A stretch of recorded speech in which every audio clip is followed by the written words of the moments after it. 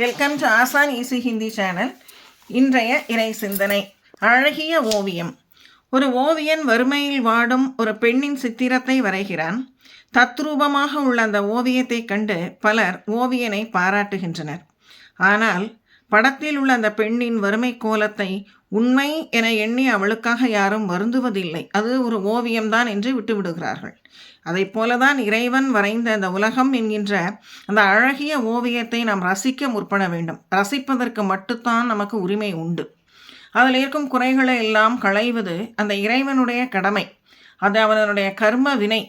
அவனுடைய கர்ம வினைக்கு ஏற்றவாறு தான் அமையும். நாம் எவ்வளவுதான் பிறர்க்காக பிரார்த்தனை செய்தாலும் போராடினாலும் நமது கர்ம வினை ஏற்றவாறு தான் நமக்கு நன்மை தீமை என்ற பலன்கள் கிடைக்கும்.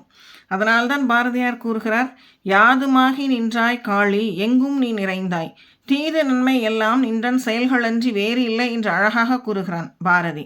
எல்லாம் கடவுளின் விருப்பமே.